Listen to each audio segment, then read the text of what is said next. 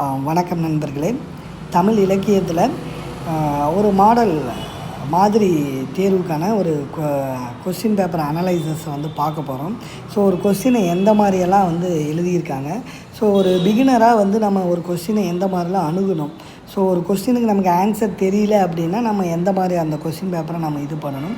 So இது வந்து start பண்ணுற இப்போ யூபிஎஸ்சி பிகினராக நம்ம ஸ்டார்ட் பண்ணுற எல்லாருக்கும் ஸோ ஒரு மாடல் பேப்பரை தேடி நம்ம இது பண்ணிகிட்ருப்போம். ஸோ இப்போ பார்த்திங்கன்னா மெயின்ஸுக்கு மற்ற எல்லா மற்ற GS1 GS2 மாடல் பேப்பர்லாம் நமக்கு நிறைய கிடைக்கும். பட் இந்த மாதிரி ஸ்பெசிஃபைடாக ஆப்ஷனல்லாம் நமக்கு கிடைக்கிறது ரொம்ப ரேராக இருக்கும். ஸோ அதனால் நான் யூஸ் பண்ண தேவிராயாவுடைய அகாடமியில் நான் படித்த என்னுடைய மாடல் கொஸ்டின் பேப்பரை உங்களுக்கு வந்து அப்லோட் பண்ணுறேன்.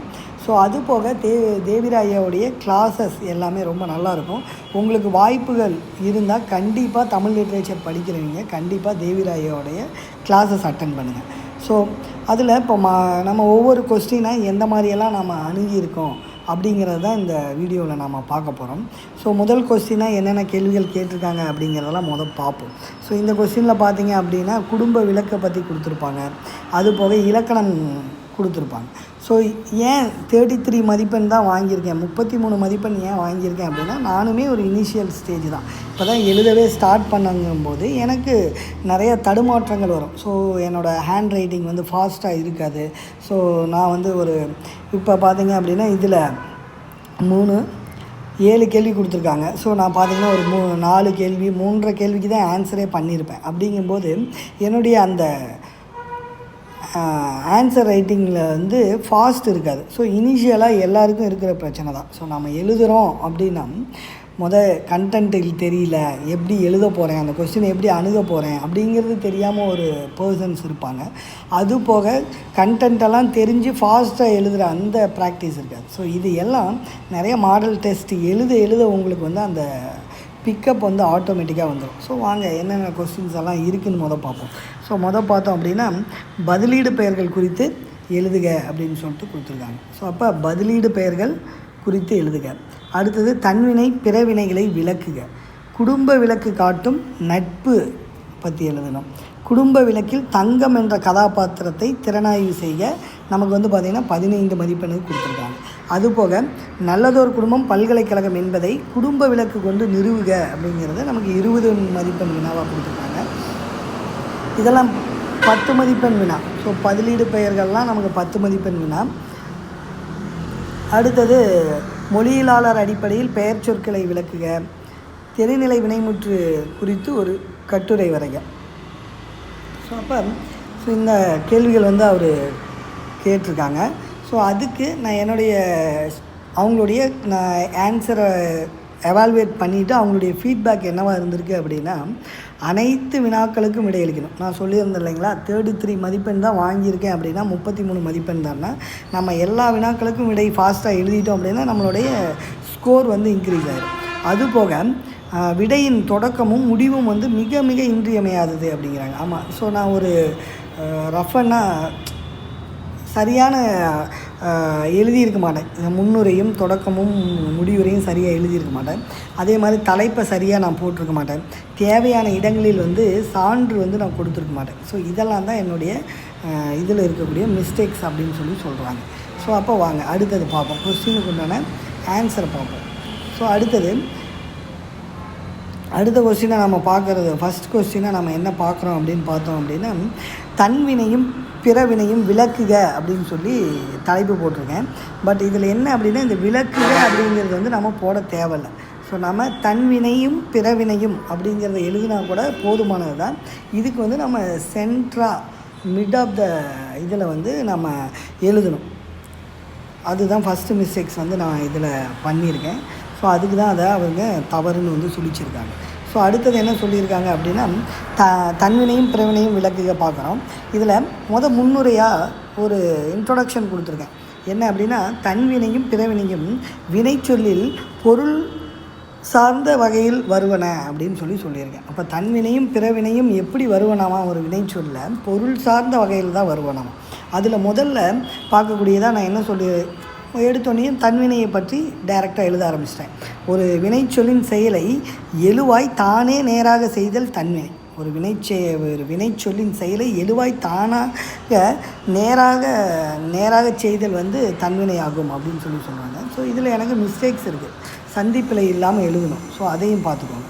ஸோ உதாரணமாக சான்று என்ன கொடுத்துருக்கேன், முருகன் அடங்கினான் அப்படிங்கிறத ஒரு சான்று கொடுத்துருக்கேன். இதில் அடங்கியவன் முருகனே, ஆதலால் இது வந்து தன்வினை ஆகும் அப்படிங்கிறத நம்ம ஞாபகம் வச்சுக்கணும். அடுத்தது பிறவினை.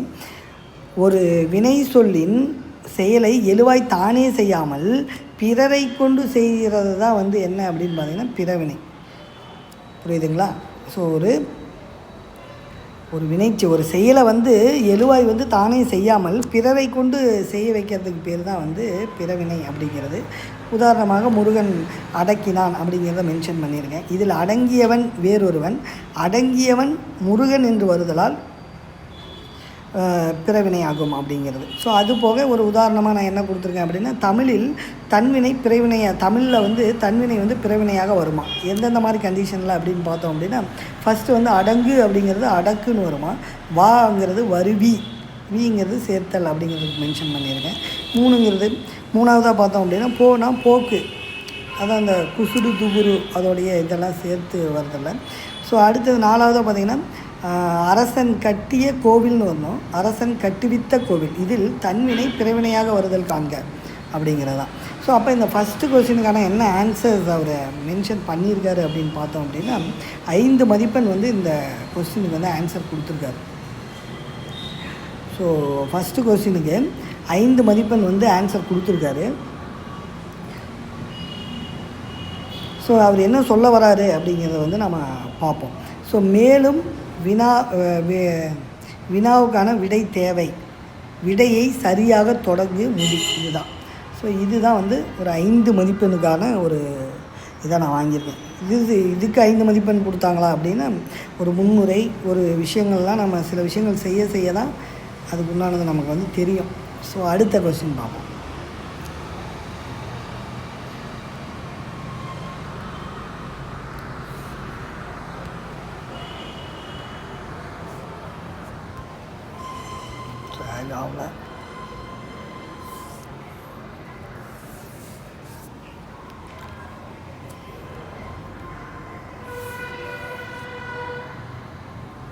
அடுத்தது தன்வினை ஒரு பக்கம் எழுதிட்டேன்.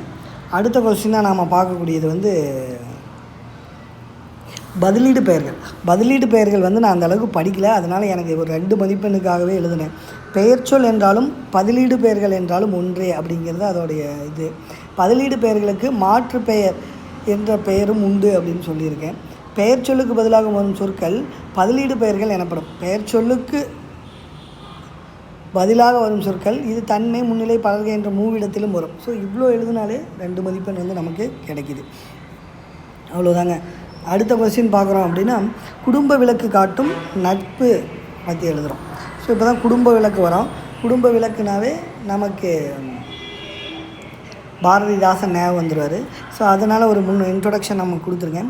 பாரதிதாசனுடைய குடும்ப விளக்கில் நட்பினை மிகவும் சிறப்பித்து காட்டியுள்ளாராம். வள்ளுவர் கூட நட்பினை முகநக நட்பது நட்பென்று நெஞ்சத்து அகநக நட்பது நட்பு என்று முகம் மலரும்படி நட்பு கொள்ளுவது அல்ல, தன் உள்ளம் மலரும்படி நட்பு கொள்ள வேண்டும் அப்படின்னு வந்து பாரதிதாசன் குடும்ப விளக்கில் சொல்கிறதா சொல்லியிருக்காரு. ஸோ வள்ளுவரின் வாக்கை அப்படியே பிரகாசிப்பது போல் பாவேந்தர் வந்து குடும்ப விளக்கில் நட்பை காட்டியுள்ளார். ஸோ முதல் நட்பாக நம்ம என்ன கொடுத்துருக்காங்க அப்படின்னு பார்த்தீங்கன்னா மணவழகன் மாவரசு இடையேயான நட்பு. குடும்ப விளக்கில் மணவழகனும் மாவரசும் மிக நெருக்கமான நட்பினை உடையவர்களாக காட்டியுள்ளார் பாவேந்தர். ஆபத்தில் உதவனே அருமை நண்பன்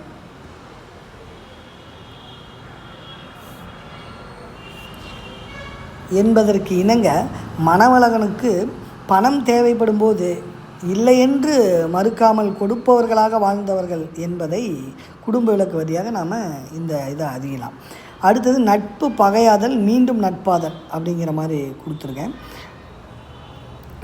மணவழகனிடம் மாவரசன் நண்பன் வந்து பணம் கேட்பார். அவர் யார் என்பது தெரியவில்லையாதலால் அவர் பணம் தர மறுப்பார். அதனால் இருவரிடையே நட்பு பகையாக மாறிவிடும். மணவழகன் மகன் வேடப்பன் மாவரசு மகள் நகைமுத்தை மணக்க விரும்புகிறான் என்பதை அறிந்த மணவழகன், எனக்கும் அவனுக்கும் பகை ஏற்பட்டால் என்ன, அவன் அதை மறப்பான் என்று கூறி அவரிடம் திருமண ஒப்புதல் பெற சென்று வருவார். இறுதியில் இருவரும் இணைந்து திருமணத்தை நடத்துவார்கள். இவ்வாறாக பாரதிதாசன் குடும்ப விளக்கில் நட்பினை எடுத்து காட்டுகிறார். ஸோ நட்பு பகையாகும், ஒரு சுச்சுவேஷன் ஏற்படும் போது மீண்டும் நட்பு மீண்டும் நட்பாயிரும் அப்படிங்கிறது தான் இந்த இடத்துல சுட்டி காட்டியிருக்காங்க. அடுத்தது பெண்கள் நட்பு குறித்து எழுதுங்க அப்படின்னு சொல்லி அடுத்த இது அவர் சொல்லியிருக்காரு. நான் ஷார்ட்டாக முடிச்சிட்டேன். ஒரு விஷயங்கள் தெரிஞ்சதோடு அப்படியே நான் நிறுத்திட்டேன். அதுக்கு பெண்கள் நட்பை பற்றி கொடுத்துருக்காங்க. ஸோ அடுத்த கொஸ்டினை நம்ம என்ன பார்க்குறோம் அப்படின்னா, குடும்ப விளக்கில் தங்கம் என்ற கதாபாத்திரத்தின் திறனாய்வு பார்க்குறோம். ஸோ அப்போ குடும்ப விளக்கில் பாவேந்தர் பாரதிதாசன் இல்வாழ்க்கைக்கு ஒரு திட்டமிடப்பட்ட காப்பியமாக இந்த குடும்ப விளக்கை தீட்டியிருப்பார். இங்கு குடும்ப விளக்கின் தலைவி தங்கம், அவளின் கதாபாத்திரத்தை படைப்பை நம்ம காண்போம் அப்படின்னு சொல்லிட்டு பார்க்குறோம். ஸோ மணவழகனுடைய மனைவி தான் யார் அப்படின்னா தங்கம். குடும்ப விளக்கில் தலைவனாக காட்டப்படுபவர் யார் அப்படின்னா மணவழகன். அவரது மனைவியாக தங்கம் இருக்கின்றார். குடும்ப பெண்ணுக்கு இலக்கணமாக திகழ்கிறார். தங்கத்தின் பண்புகளை காண்போம். அதிகாலையில் சீக்கிரமாக எழுந்து விடுகிறாள். குரடு கூட்டி அரிசிமாக கோலமிடுகிறாள். இசைபாடி குழந்தைகளையும் கணவனையும் எழுப்புகிறாள். குழந்தையை நீராட்டி உணவளித்து பாடம் சொல்லி கொடுத்து பள்ளிக்கு அனுப்பும் நல்ல அம்மாவாக திகழ்கிறாள். கணவனுக்கு உணவளித்து கடைக்கு செல்ல வைக்கும் நல்ல மனைவியாக திகழ்கிறாள். ஸோ வணிகம் செய்பவளாக தங்கம். அது மட்டும் இல்லை, தங்கம் அடுத்த ஒரு இது, தன் வீட்டு வேலைகளையும் தையல் முதலியான வேலையால் இல்லாமல் தானே செய்பவளாகவும்,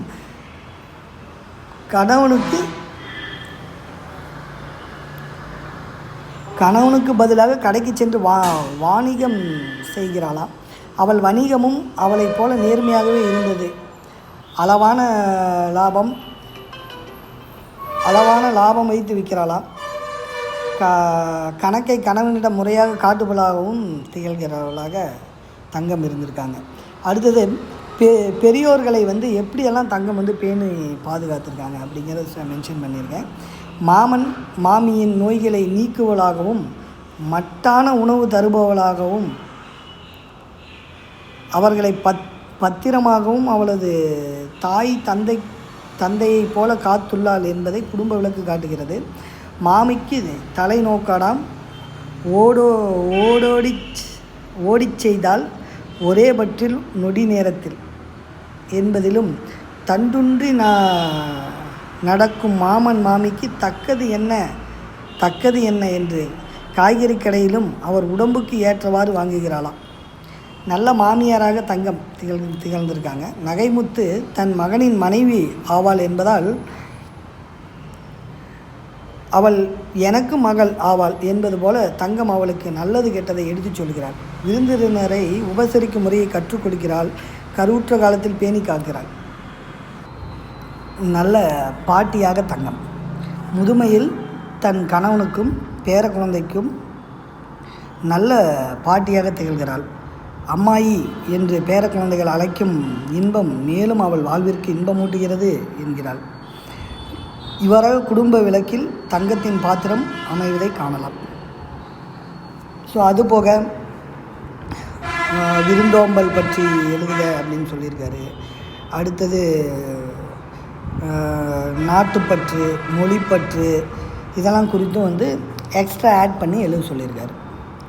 ஸோ குடும்ப விளக்கில் தங்கத்தின் பாத்திரம் நாம் இப்போ பார்த்துருக்கோம்.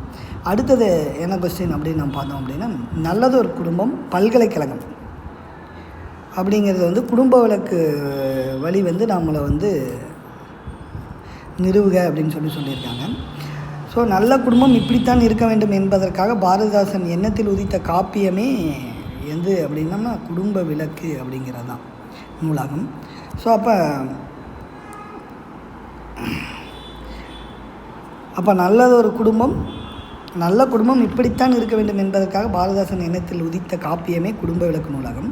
நல்லதொரு குடும்பம் பல்கலைக்கழகம் என்பதற்காக என்பதாக அமைய குடும்பத்தில் நல்ல கணவன், நல்ல மனைவி, நல்ல குழந்தை, நல்ல பெற்றோர்கள், நல்ல உறவினர்கள் அமைய வேண்டும் என்கின்றார் பாவேந்தர். இதை பற்றி காண்போம். ஸோ நல்ல கணவன், ஸோ ஒரு அண்டர்லைன் போட்டு பண்ணால் நல்லது. நல்ல கணவன், குடும்ப விளக்கின் தலைவன் மணவழகன் நல்ல கணவனுக்கு இலக்கணமாக உள்ளார் என்பதை பாவேந்தர் காட்டுகிறார். ஸோ இவரின் பண்பை காண்போம் அப்படின்னு சொல்லி பார்ப்போம். ஸோ பொருள் ஈட்டுவராக இருக்கார், நல்ல தந்தையாக உள்ளார், நல்ல கணவனாக உள்ளான், பொதுநல தொண்டு செய்பவர்களாக உள்ளான், உறவினர்களை உபசரிப்பவர்களாகவும் உள்ளார் அப்படின்னு சொல்லிட்டு கொடுத்துருக்காங்க. அடுத்தது 6வதாக நல்ல பண்பினை பெற்றுள்ளார், நல்ல நண்பனை பெற்றுள்ளார். இவ்வாறு இவர் சிறப்புகளை காட்டுகிறார் பாவேந்தர். ஸோ அது மட்டும் இல்லை, நல்ல நண்பனையும் கூட பெற்றிருக்காரு அப்படின்னு சொல்லி சொல்கிறாங்க. ஸோ அடுத்தது நல்ல மனைவி அப்படிங்கிற அந்த தலைப்பு கீழே மனை கூட்டல் வி அப்படின்னு பிரித்தோம் அப்படின்னா இல்லத்தை அழகுபடுத்துபவள் தான் வந்து மனைவி, அழகுபடுத்துபவள் ஆகிறாள் அப்படின்னு மென்ஷன் பண்ணியிருக்கேன். இதில் மணவழகன் மனைவி தங்கம், மணவழகனுடைய மனைவி தான் வந்து தங்கம். ஸோ நல்ல மனைவியின் இலக்கணமாக திகழ்கிறாள். ஸோ ஆல்ரெடியே போன கொஸ்டின்லேயே பார்த்ததான், வீட்டினை பராமரிக்கிறாள், குழந்தைகளுக்கு பாடம் சொல்லிக் கொடுக்கிறாள், மாமன் மாமியை பாதுகாப்பாக பார்த்து கொள்கிறாள், வேலையால் இல்லாமல் அனைத்து வேலைகளையும் தானே செய்கிறாள், தையல் முதலியன, வணிகம் செய்கிறாள், கடைக்கு சென்று கணவனுக்கு பதிலாகவும் பொதுநல சிந்தனை உள்ளவளாகவும் இருக்கிறாள். அதுபோக நல்ல குழந்தைகள் அடுத்து. ஸோ நல்ல குழந்தைகள் அப்படின்னு நம்ம எடுத்தோம் அப்படின்னா தாய் தந்தை சொல்லும் வேலையை கேட்கும் குழந்தைகளை காட்டுகிறார் பாவேந்தர். ஸோ குழந்தைகள் தங்கள் கருத்தை வெளிப்படையாக சொல்வதாகவும் காட்டுகிறார். நான் நகைமுத்துவை மணக்க வேண்டும் என்கின்றான். அதற்கு தாய் தந்தையும் மறுப்பு தெரிவிக்காமல் இருப்பை காட்டுகிறார்கள். நல்ல குழந்தைகளால் நல்லது விளையும் என்பதைத்தான் அவர் விரும்பும்படி விடுகிறார்கள் என்பது நல்ல குழந்தைகளுடைய இலக்கணமாக காட்டுறாரு. அடுத்தது நல்ல பெற்றோர்கள், தனது முதுமை காலத்தில் யாருக்கும் தொந்தரவு செய்யாமல் இன்பமாக இருக்கும் பெற்றோர்களால் முதியோர் காலம்